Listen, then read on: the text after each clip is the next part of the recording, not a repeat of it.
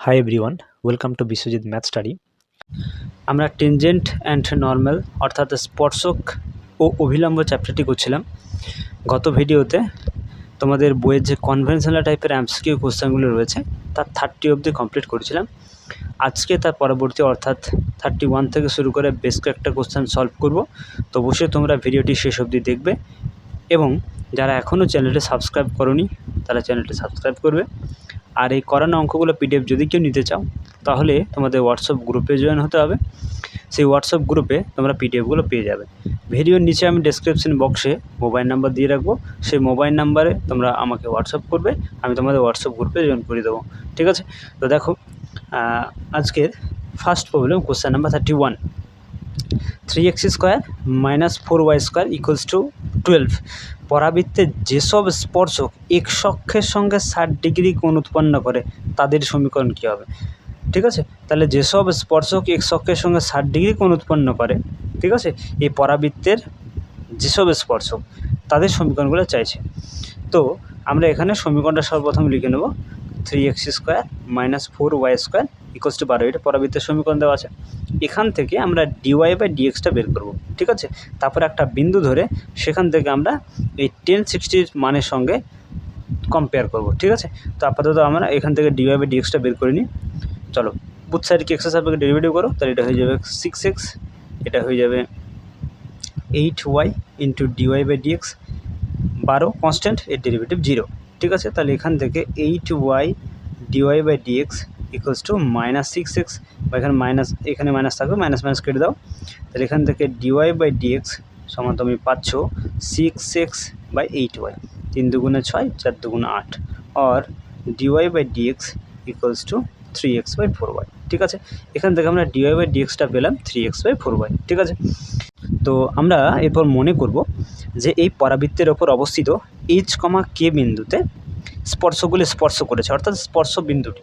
ঠিক আছে, তো চলো ধরে নিই এখান থেকে, যে ধরি স্পর্শকগুলির স্পর্শ বিন্দু হলো, মনে করলাম যে h, k তে স্পর্শ করেছে। তাহলে আমরা প্রবণতা এখান থেকে বের করে নেব। তাহলে m মানে প্রবণতা, অর্থাৎ আমরা বের করছি এখানে কার সময় স্পর্শকের সমীকরণটা বের করতে হবে। তাহলে আমরা প্রথম প্রবণতা অর্থাৎ এমটা বের করে নেব। তাহলে dy/dx অ্যাট দ্য পয়েন্ট, কোন পয়েন্টে আমরা ধরেছি? h, k পয়েন্টে স্পর্শবিন্দু। তাহলে আমরা ওই পয়েন্টে ডেরিভেটিভের মানটা বের করবো, সেটা আমাদের প্রবণতা মানে অতিমাত্রা আসবে। ঠিক আছে, তাহলে এখান থেকে তুমি যদি মানটা পুট করে থাকো তাহলে তুমি এখান থেকে পাচ্ছ 3h/y জায়গায় তোমার কে বসাতে হবে, তাহলে 4k। ঠিক আছে, 4k, তাহলে 3h/4k। কিন্তু দেখো এখানে বলে দেওয়া আছে যে ওই স্পর্শগুলি এক্স অক্ষের সঙ্গে 60 ডিগ্রি কোণ উৎপন্ন করে। আমরা ক্লাস 11 একটা ফর্মুলা জেনেছিলাম যে এক্স অক্ষের ধনাত্মক দিকে যে কোণটা উৎপন্ন করে, অন্য এক স্পর্শক এক্স অক্ষের ধনাত্মক দিকে যে কোণ উৎপন্ন করে তার টেনজেন্টের মানটি প্রবণতা হয়। তাহলে 60 ডিগ্রি অ্যাঙ্গেল করলে তাহলে 10 এটাই প্রবণতা। আবার প্রবণতা এখানে আমরা বের করেছি, তাহলে 3h/4k এটার সঙ্গে আমরা 10 সমান করতে পারি। ঠিক আছে, সমান করলে কি আসছে দেখো, 3h/4k, 10 এর মান হচ্ছে √3। তাহলে এখান থেকে আমরা h এর মান পেয়ে যাব 4√3k/3।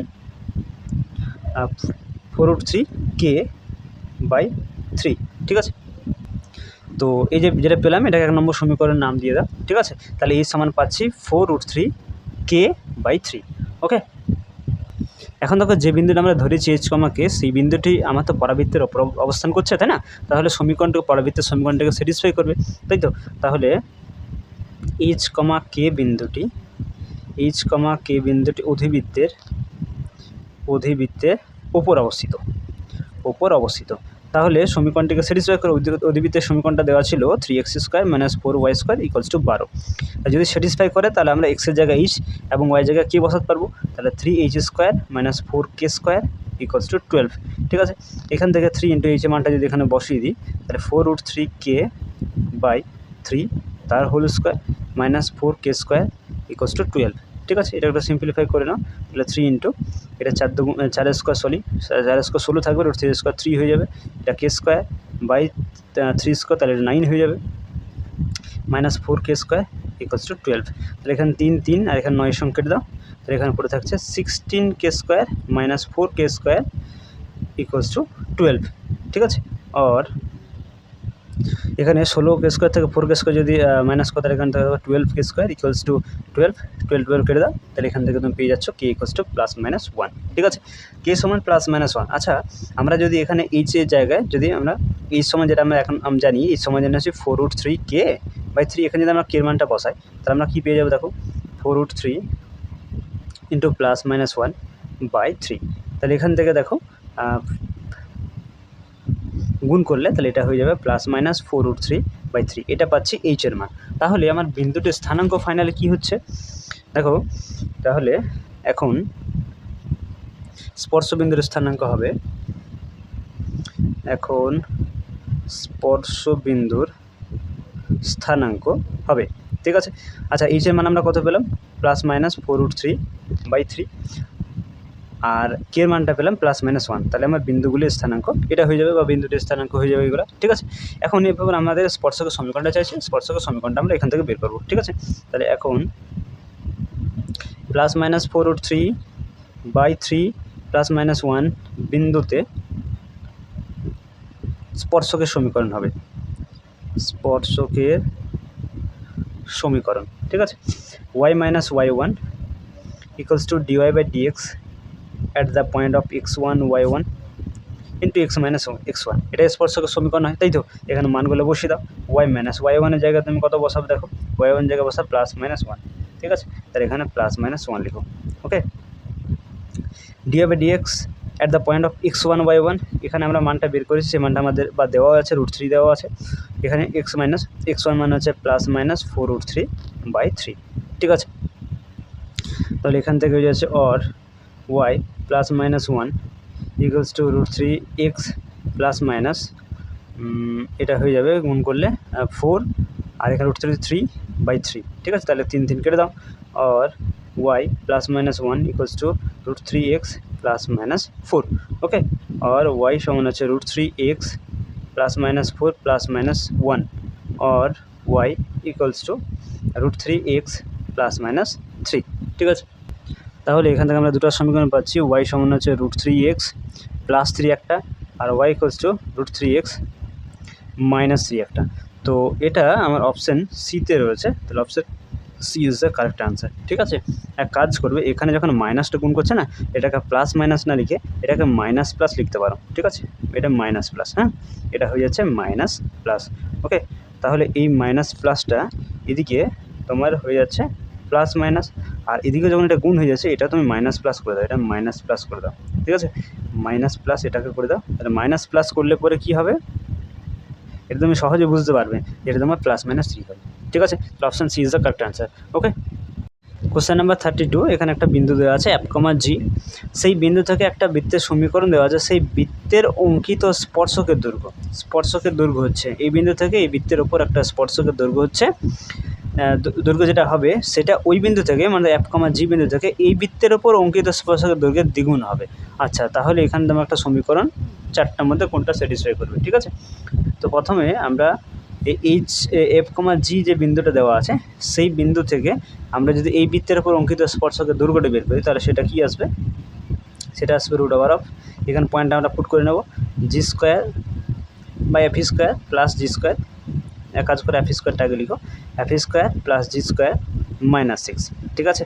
একই রকমভাবে যদি আমরা এই বিন্দু থেকে এই বিন্দুতে এই বৃত্তে অঙ্কিত স্পর্শকের দৈর্ঘ্যটা বের করি তাহলে এটা আসবে আমার √f² + g² + 3 × f + g, আমরা x y এর জায়গায় f, g পয়েন্টটা পুট করে নিয়েছি, ঠিক আছে, এটা আসছে।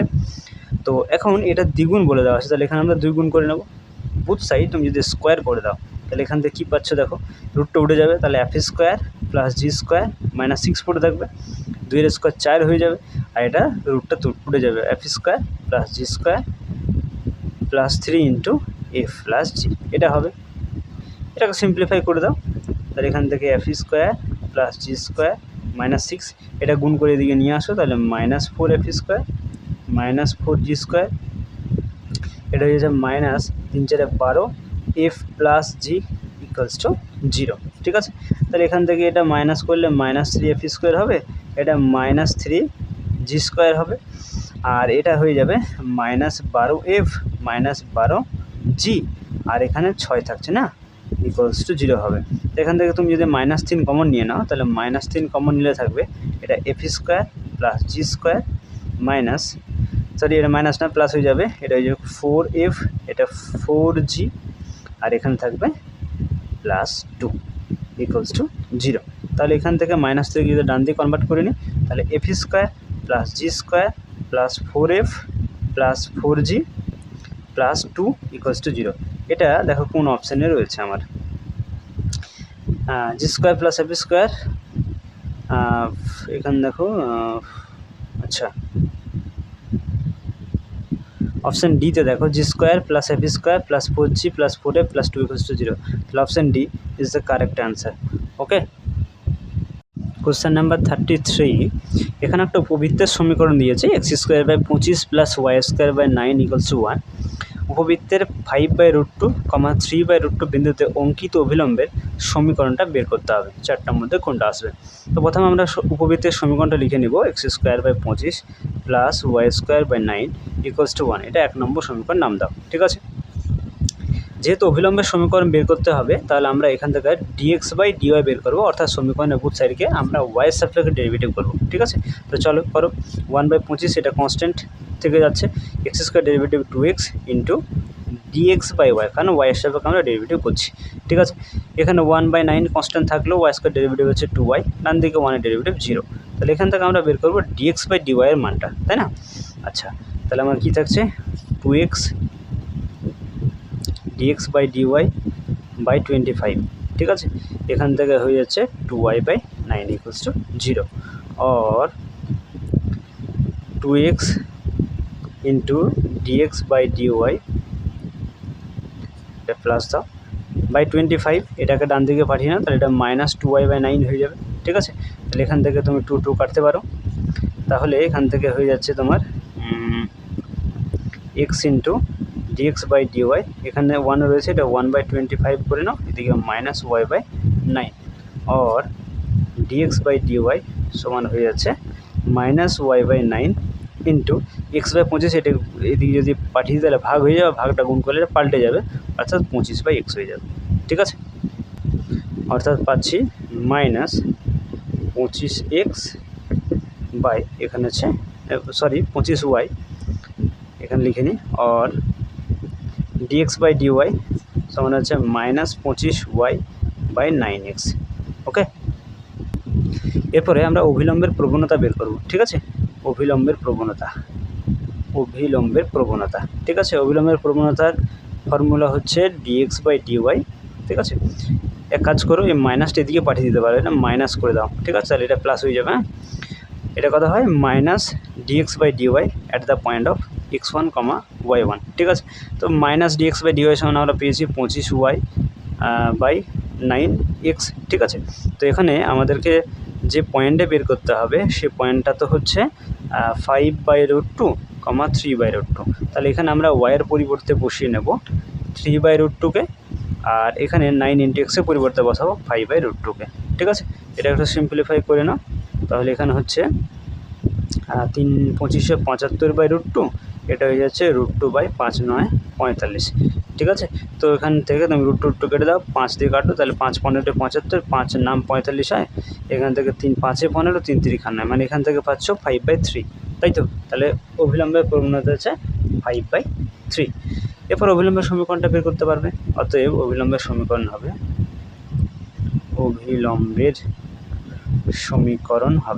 অভিলম্বের জেনারেল ইকুয়েশনটা হয় y - y1 equals to -dx/dy at the point of x1, y1 into x - x1। ঠিক আছে, তো এখান থেকে আমরা মানগুলো বসিয়ে নেব, তাহলে এখান থেকে y - y1, দেখো পয়েন্টটা বলে দেওয়া আছে আমার 5/√2, 3/√2, তাহলে এখানে y1 এর জায়গায় বসাবো আমরা 3/√2 equals to -dx/dy at the point of কত, এই যে কোথায় গেল 5/√2, 3/√2, এটা মানে আমরা পুরোপুরি 5/3 পেয়েছি, ইন্টু x - x1 মানে হচ্ছে 5/√2। এটাকে সিম্পলিফাই করতে হবে। ঠিক আছে, সিম্পলিফাই করলে পরে অ্যান্সার আমাদের চলে আসবে। চলো একটু সিম্পলিফাই করে নাও, এটা হয়ে যাবে y√2/3, এখানে √2 থাকছে, এখানে 5/3 থাক, তাহলে এখানে √2 × x - 5/√2 থাকছে, √2 এখানে কেটে দাও, আচ্ছা, তাহলে এখানে যেটা থাকছে বজ্রগুণ কন্যা, তাহলে 3√2 ইন্টু ওয়াই মাইনাস 3 9, এটা হয়ে যাচ্ছে 5√2 ইন্টু এক্স মাইনাস 5 5 25। ঠিক আছে, তাহলে এখান থেকে 3√2 ওয়াই माइनस 5√2 एक्स এখানে আছে -25 প্লাস 9 और এই 5√2 एक्स के आगे করব আমরা এখান থেকে, আর এটাকে মাইনাস করে নেব, তাহলে 3√2 আর এটা হয়ে যাবে 25 - 9। और এখান থেকে যদি আমরা, এখানে ওয়াই রয়েছে না, এটা ওয়াই রয়েছে, এখান থেকে আমরা যদি √2টা কমন নিয়ে নিই, তা √2 কমন নিলে কি থাকছে, √2 কমন নিলে আমার থাকছে 5x, এটা -3y, আর 25 থেকে 9 গেলে এখান থেকে আমার থাকছে 16 না, 16। আচ্ছা, और 5x - 3y, এই 16কে আমরা লিখতে পারি 8 গুণিত 2, তো আর 2কে আমরা √2 × √2 লিখতে পারি। ঠিক আছে, √2 × √2 লিখতে পারি, আর নাকি এখানে √2টা এখানে বাই করে দেবো, তাহলে এটা ডিভাইড হলে এটা কেটে যাচ্ছে, আর 5x - 3y সমান থাকছে 8√2। এটা কোন অপশানে আমাদের রয়েছে, 5x + 3y সমান আছে 8√2, এটা অপশান ডিতে রয়েছে, তাহলে option D is the correct answer. বুঝতে পেরেছো?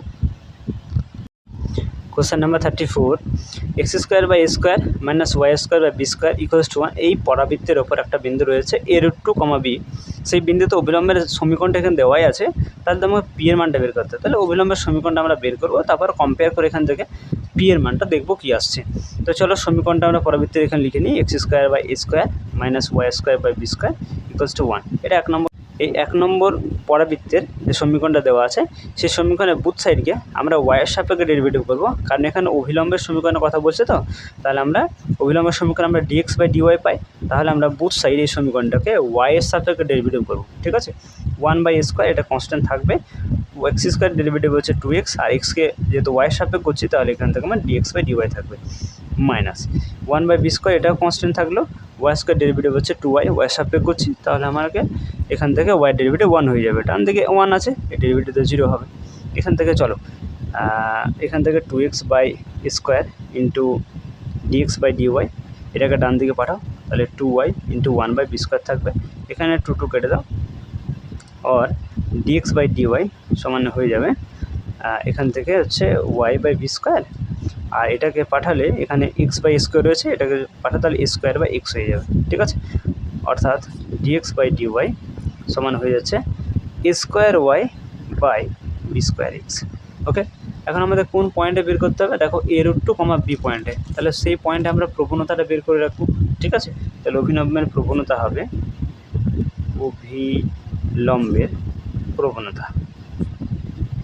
অভিলম্বের প্রবণতা হবে, আচ্ছা কী হবে না, আমরা জানি অভিলম্বের প্রবণতা হচ্ছে dx/dy at the point of x1, y1। ঠিক আছে, তো এটা হয়, তো এক্ষেত্রে আমরা dx/dy সমান আমরা পেয়েছি a²y/b²x। কোন পয়েন্টে, আমাদের পয়েন্টে এখানে বলে দেওয়া আছে a√2, b পয়েন্ট, তাহলে আমরা এক্সের জায়গায় বসাবো a√2, আর ওয়াইয়ের জায়গায় বসাবো আমরা b, তাহলে বসাবো, তাহলে a²b এটা হয়ে যাচ্ছে বাই b²x, এক্সের জায়গায় a√2 বসাবো, এখান থেকে তাহলে তুমি একটা b কেটে দাও, আর এখান থেকে একটা a কেটে দাও, তাহলে থাকছে এখানে a/√2 ইন্টু b, এটা থাকছে। এবার অভিলম্বের সমীকরণটা আমরা বের করব, অতএব অভিলম্বের সমীকরণ হবে,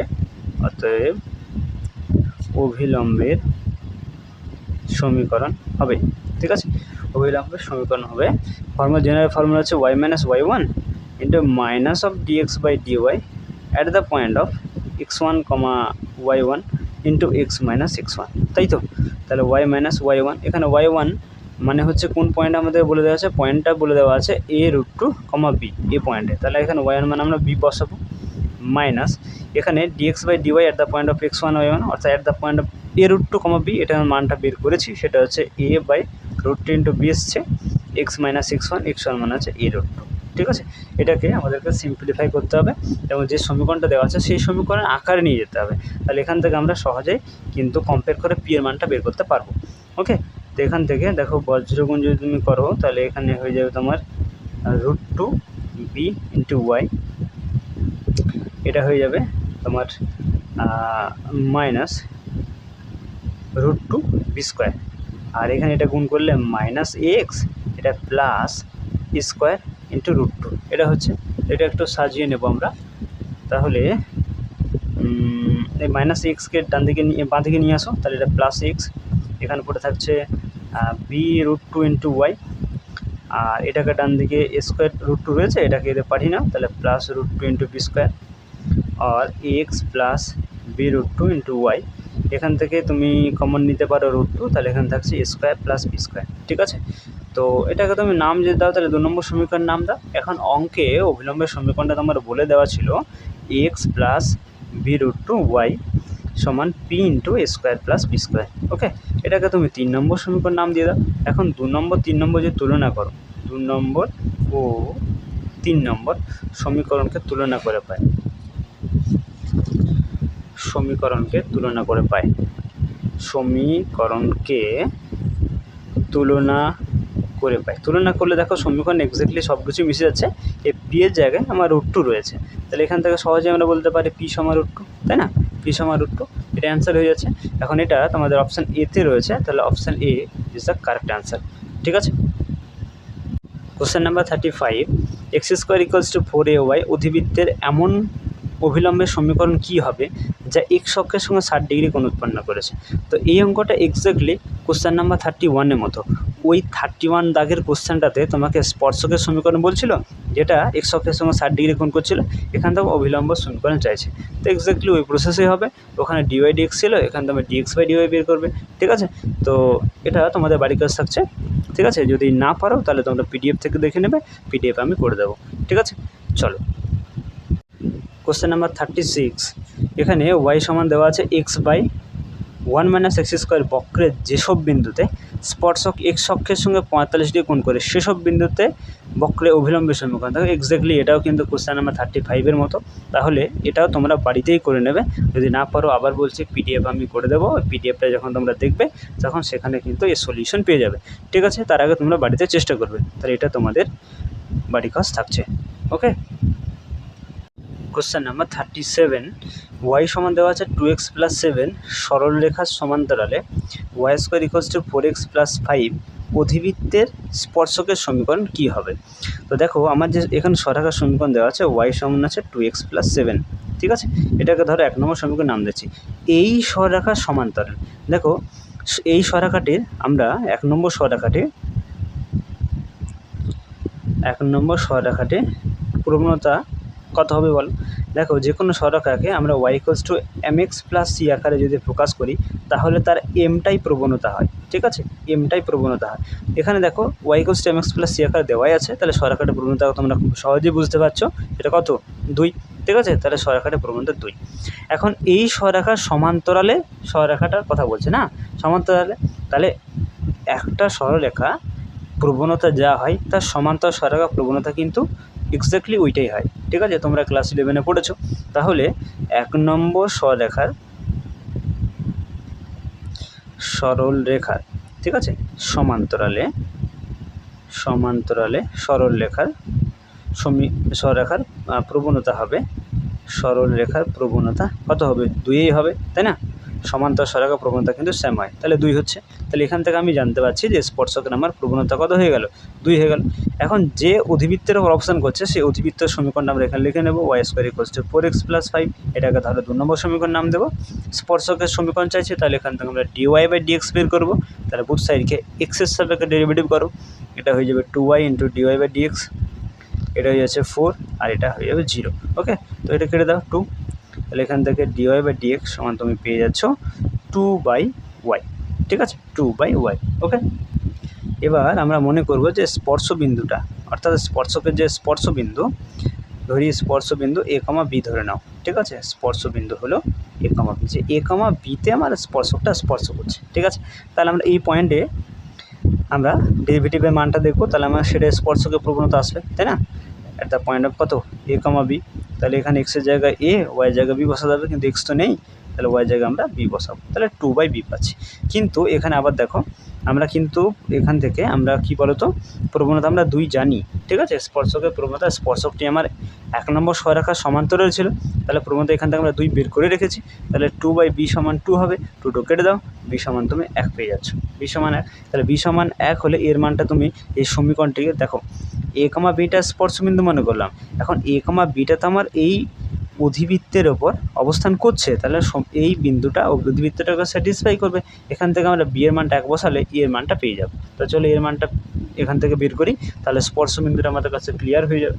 ওকে, তাহলে এখানে লিখে নিই a, b বিন্দুটি কোথায় অবস্থিত বলো? 2 নম্বর অধিবৃত্তের ওপর অবস্থিত, অধিবৃত্তের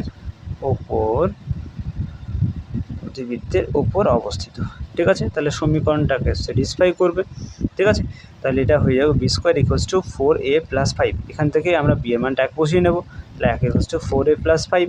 তাহলে এখান থেকে 4a সমান হয়ে যাবে -4, তাহলে a সমান হয়ে যাবে কত বলো? -1। তাহলে বিন্দুটির এখানে স্পর্শ বিন্দুটির স্থানাঙ্ক কত হলো? স্পর্শ বিন্দুটির স্থানাঙ্ক কত হয়ে যাচ্ছে বলো? এর মান -1 পেলাম আর বি এর মান 1 পেয়েছি, তাহলে -1, 1। এখন এই পয়েন্টে আমাদেরকে বের করতে হবে স্পর্শকের সমীকরণটা, তাই তো?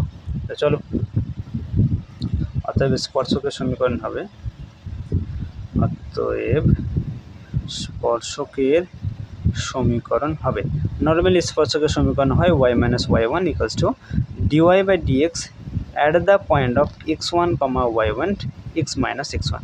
এটাই হচ্ছে আমার জেনারেল ইকুয়েশন। এখান থেকে মানগুলো বসাবো। দেখো বিন্দুটা আমার স্থানাঙ্ক -1, 1 দেওয়া আছে, তাহলে y - y1 মানে হচ্ছে 1 dy/dx at the point of x1, y1, অর্থাৎ এই পয়েন্টে আমরা তো জানি যে এর প্রবণতা 2 এসছে, x - x1, x1 মানে হচ্ছে -1, তাহলে এটা হয়ে যাচ্ছে +1। ওকে, এটা সিম্পলিফাই করে নাও, y - 1 এটা 2x + 2, और এখান থেকে হয়ে যাচ্ছে -2x + y 2 + 1, और এটা 2x - y সমান হচ্ছে -3, ঠিক আছে। এটা হচ্ছে এখান থেকে আমরা যদি y এর মানটা বের করি, তাহলে y সমান হয়ে যাবে 2x + 3, ঠিক আছে। y সমান 2x + 3, এটা তোমার অপশান বিতে রয়েছে, তাহলে option B is the correct answer. বুঝতে পেরেছো? কোশ্চেন নাম্বার 38, x² + 3y² = 4 উপবৃত্তের যেসব স্পর্শক 3x + y - 7 = 0 সরল রেখার ওপর লম্ব, তাদের সমীকরণ কী হবে নির্ণয় করতে হবে। তো সবার প্রথমে দেখো আমরা এই যে সমীকরণটা দেওয়া আছে উপবৃত্তে, সেটাকে লিখে নেব, x² + 3y² = 4। এখন এই উপবৃত্তের উপর স্পর্শকটা রয়েছে, তাই না? আচ্ছা, তো এই উপবৃত্তের সমীকরণটাকে আমরা সর্বপ্রথমে, যেহেতু স্পর্শকের সমীকরণ নির্ণয় করতে হবে, তাহলে dy/dxটা বের করব। বুথ সাইডকে x এর সাপেক্ষে ডেরিভেটিভ করো, তাহলে এখান থেকে 2x, এখান থেকে 6y পাবে তুমি ইন্টু dy/dx, আর এদিকে 4 ডেরিভেটিভ 0। ওকে, তাহলে 6y ইন্টু dy/dx সমান হয়েছে -2x। এখান থেকে কেটে দাও, 3 × 2 = 6, তাহলে এখান থেকে তুমি dy/dx সমান পেয়ে যাচ্ছ -x/3y, ঠিক আছে, -x/3y। ওকে, তো এখানে আমাদের একটা বিন্দু ধরতে হবে, যে বিন্দুর ওপরে স্পর্শকটা রয়েছে, অর্থাৎ স্পর্শ বিন্দু। তাহলে এটা আমরা ধরে নেব, যে ধরি স্পর্শ বিন্দু স্থানাঙ্ক কত? x1, y1 ধরে নাও, ঠিক আছে। মনে করব যে এই উপবৃত্তের ওপর অবস্থিত একটা বিন্দু হচ্ছে x1, y1, সেই বিন্দুতে আমার স্পর্শকের সমীকরণটা চাইছে, ঠিক আছে। তাহলে এখান থেকে আমরা প্রবণতা বের করব স্পর্শকের, তাহলে dy/dx at the point of x1, y1 এটা কত হয়ে যাবে বলো? এটা হয়ে যাবে -x1/3y1। ওকে, আচ্ছা, এখন দেখো এই সরেখাটা দেওয়া আছে, এটাকে যদি আমরা 3x + y - 7 = 0, এটাকে ধরো 2 নম্বর সমীকরণ নাম দাও। এই সরেখাটাকে যদি আমি y = mx + c এই আকারে যদি প্রকাশ করি, তাহলে কি হবে? y হয়ে যাবে -3x + 7, তাই না? এখানে -3xকে এদিকে পাঠালে -3x হচ্ছে, আর -7 +7 হয়ে যাচ্ছে। এই আকারে সাজালে পরে দেখো, যদি y = mx + c আকারে সরেখা সাজাতে পারি, তাহলে ওই mটাই আমার কিন্তু প্রবণতা হয়। তাহলে এক্ষেত্রে প্রবণতা কত হচ্ছে? -3, তাই না? তাহলে 2 নম্বর সরলরেখার প্রবণতা কত? প্রবণতা হচ্ছে -3, ঠিক আছে। এখন স্পর্শকটি এবং এই সরেখাটি পরস্পর কি লম্ব, তাহলে এদের প্রবণতাগুলো গুণফল কত হবে? -1 হবে, তাই না? দুটি পরস্পর লম্ব সরেখার প্রবণতাগুলো গুণফল কত হয়? -1 হয়। তাহলে এখান থেকে আমরা করতে পারি -x1/3y1, যেটা স্পর্শগ্রামের প্রবণতা পেয়েছি, তার সাথে এখানে আমরা -3 পেলাম, এটা সমান কত হবে? -1 হবে, তাই তো? তো এখান থেকে এটা মাইনাস মাইনাস এটা প্লাস হয়ে যাচ্ছে, তাহলে x1/3y1 সমান হচ্ছে -1। ওকে, তাহলে এখান থেকে আমরা যদি x1 এর মানটা বের করি তাহলে কি আসবে দেখো, আর x1 সমান হয়ে যাচ্ছে -3y1।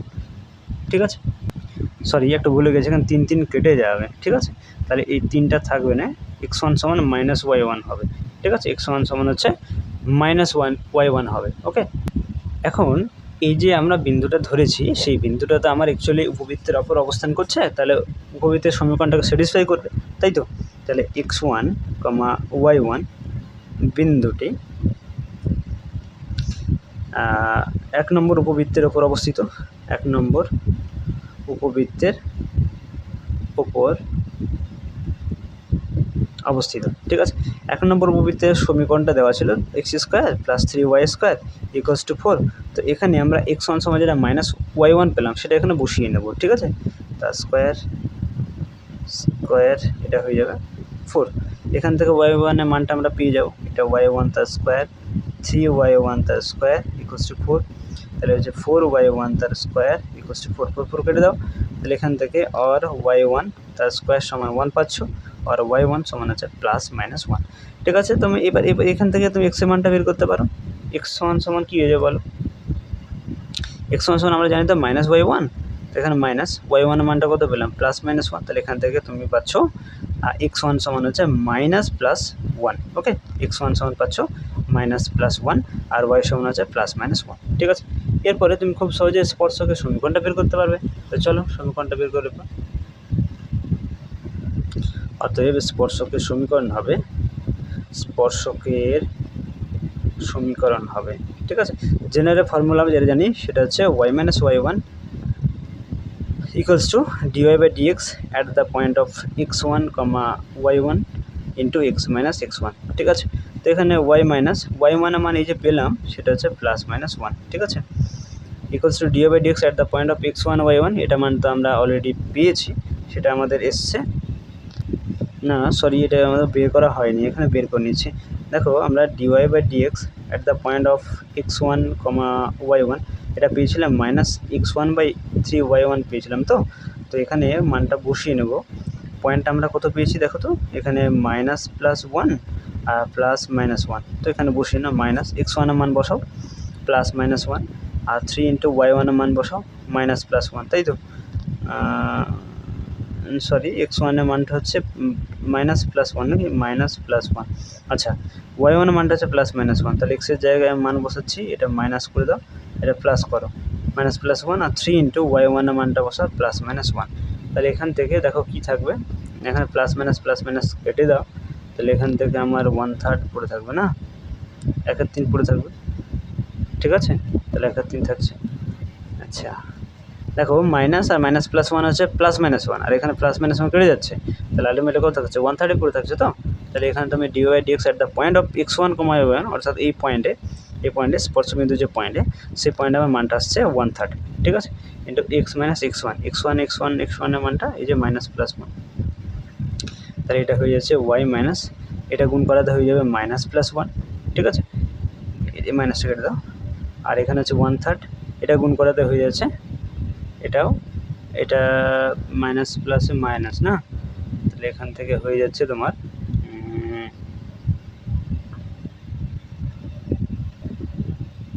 x1 এর মানটা এখানে, সরি x1 এর মানটা আবার -+1 ছিল, তাহলে এটা হয়ে যাবে +-1। ওকে, তাহলে এখান থেকে আর গুণ করে না, তাহলে 3y -+, 3 × 3, এটাও মাইনাস হবে। ঠিক আছে, আচ্ছা এটা গুণ করে নাও, এটা তো থাকছে এটাই পড়ে, তাহলে এখান থেকে x +-1, আর এই এক্সটাকে 3yটাকে দিয়ে নিয়ে আসো, তাহলে -3y হবে, আর এটা -+3 -+1 অর্থাৎ -+4 হয়ে যাচ্ছে। ঠিক আছে, তো এটা হচ্ছে আর থাকছে X minus three Y equals to minus plus four. Okay, এটা তো তোমাদের three X minus three Y equals to plus minus four, এটা অপশান সিতে রয়েছে, তাহলে option C is the correct answer.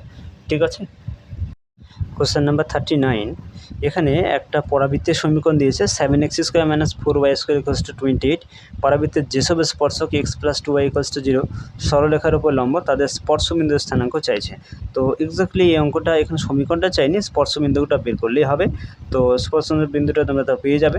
এটা কোশ্চেন নাম্বার 38-এর মতো এক্স্যাক্টলি। তাহলে 38-এর মতো তোমরা দেখে বাই প্রসেস করবে, দেখবে তোমাদের অ্যান্সার চলে আসবে। ঠিক আছে, তাই এটা বাড়ির কাজ থাকছে।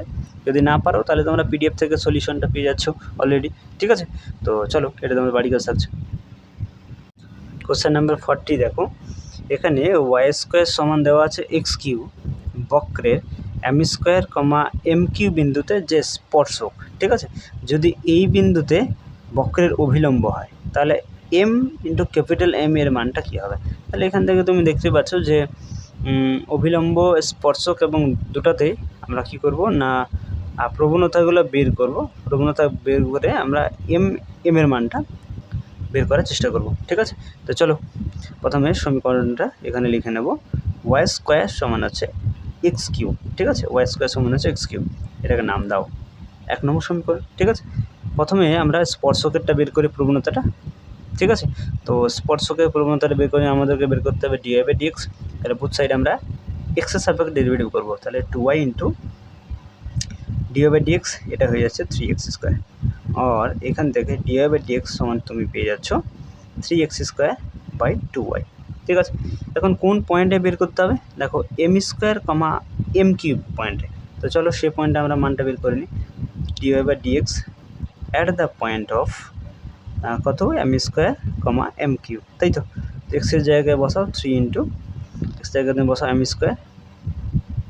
আচ্ছা তার স্কোয়ার করতে হবে না, তাহলে এখানে m² তার স্কোয়ার করতে হবে, এখানে 2 ইন্টু ওয়াইয়ের জায়গায় m³, তাহলে এটা কত হয়ে যাচ্ছে দেখো, এখানে নিচে সমানটা দেবো 3 m⁴/2 ইন্টু m³ কেটে দাও, একটা m থাকবে পড়ে, 3/2 অর্থাৎ 3m/2 থাকছে, 3m/2 থাকছে। ঠিক আছে, এরবারে এই সমীকরণটা আবার লিখে নেব y² ইকুয়ালস টু x³।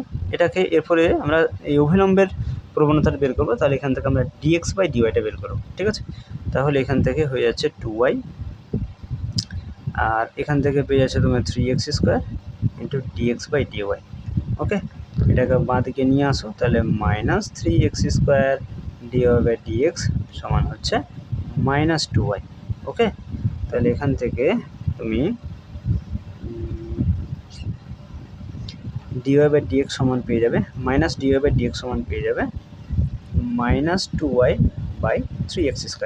এখন দেখো মাইনাসটা কেন রাখছি, কারণ আমরা প্রবণতাটা অবিলম্বে জানি, অবিলম্ব প্রবণতা কত আসে মাইনাস, সরি এখানে ভুলে যাচ্ছে, এটা dx/dy হবে, এটা dx/dy হবে।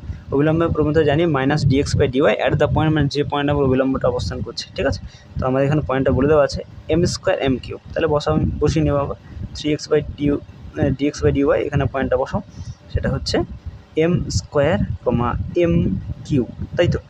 তাহলে এখান থেকে মাইনাস থাকলো 2 ইন্টু ওয়াই রয়েছে, অর্থাৎ m³/3 ইন্টু x²।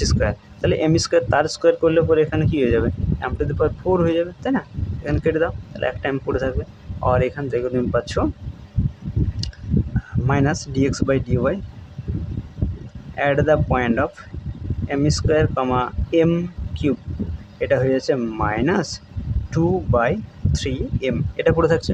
তো আমাদেরকে বের করতে হবে m ইন্টু m, অর্থাৎ প্রবণতাগুলো গুণফলটা আমাদেরকে বের করতে হবে। ঠিক আছে, তো চলো প্রবণতাগুলো গুণফলটা আমরা এখান থেকে বের করে নিই।